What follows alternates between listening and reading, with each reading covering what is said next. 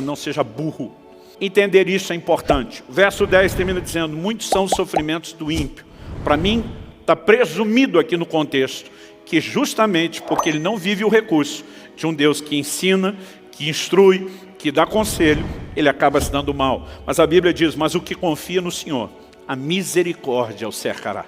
Muitas vezes essas instruções e conselhos de Deus são expressões e manifestações da sua misericórdia para nos conduzir a viver algo melhor e para nos poupar de sofrimento. Então, o tema de hoje é guiados por Deus, né? Ou se tivesse que traduzir isso numa linguagem bem mais simples, como viver a liderança do Espírito Santo. Deus quer guiar a minha e a sua vida. E há uma diferença enorme, como eu disse, entre essa instrução gentil que Deus quer trazer e o controle à base do cabresto. Os resultados também que vamos experimentar na nossa vida vão depender da nossa atitude. Então, em primeiro lugar, eu quero fortalecer a ideia que já apresentei aqui do Salmo 32:8, de que Deus quer nos guiar. Semana passada, demos destaque aqui a Romanos 8:14. Os que são filhos de Deus são guiados pelo Espírito de Deus, né? Na verdade, o texto diz que os que são guiados pelo Espírito são filhos de Deus. Nós vimos que um dos sentidos da palavra guiado significa ser tomado pela mão e conduzido até o destino final. É lógico que muito mais do que apenas um direcionamento profético, a liderança do Espírito Santo é para nos ajudar em toda a caminhada cristã.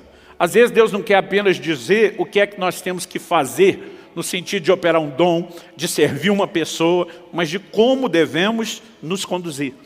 Em outras palavras, Ele quer guiar a minha e a sua vida até que a gente complete essa carreira, até que a gente cruze aquela linha de chegada. E nós só precisamos entender que, de fato, esse é o interesse de Deus, é o anseio de Deus, é a vontade de Deus. Nenhum de nós deveria duvidar disso. Uma palavra profética que foi dada, Lucas capítulo 1, versículo 79, quando Zacarias, o sacerdote, o pai de João Batista, cheio do Espírito Santo, começa a anunciar aquilo que Deus faria. Ele diz em Lucas capítulo 1, verso 79. O 78, só para dar o pano de fundo, ele diz, pelo qual nos visitará o sol nascente das alturas. Ele está falando da vinda de Cristo que estava já na iminência de acontecer. Aí ele diz no verso 79, para iluminar os que jazem nas trevas e na sombra da morte, e para dirigir os nossos pés pelo caminho da paz. Deus deseja nos dirigir nesse caminho. Ele quer conduzir a nossa caminhada. Então, uma das palavras proféticas que são liberadas quando Cristo está na iminência, né, de chegar e de se manifestar em carne, é que Ele não apenas ia trazer luz para quem está nas trevas, na sombra da morte, mas que Ele iria dirigir os nossos pés no caminho da paz. Nós precisamos ter essa convicção. Isso não é apenas para um ou outro crente, né? Eu, quando garoto, me lembro de ouvindo homens, mulheres de Deus compartilhando experiência, eu pensando, pena que conosco, os meros mortais, isso não acontece. E durante muito tempo, eu fui escravizado por esse tipo de pensamento, que me manteve longe de algo melhor que poderia estar sendo experimentado, até que fui convencido pelas Escrituras que Deus não faz acepção de pessoas. Eu não aceito a ideia de Deus ter um filho predileto, a menos seja eu. Aí eu posso abrir uma exceção. Então, cada vez que eu percebia Deus fazendo algo profundo na vida de alguém, aquilo me inspirava. Né? Houve uma época em que eu me alegrava por ele e me entristecia por mim, dizendo, essas coisas não acontecem comigo. Né? E houve um momento onde eu comecei a me alegrar pela pessoa e me inspirar. Se ele pode viver isso, eu não tenho que viver exatamente a mesma coisa, mas eu posso experimentar algo parecido. Nós precisamos crer, né, que esses recursos estão disponíveis a cada um de nós. E antes de eu pedir para você dar um amém, prepara para dar um amém bom. Você pode dizer amém? Glória a Deus.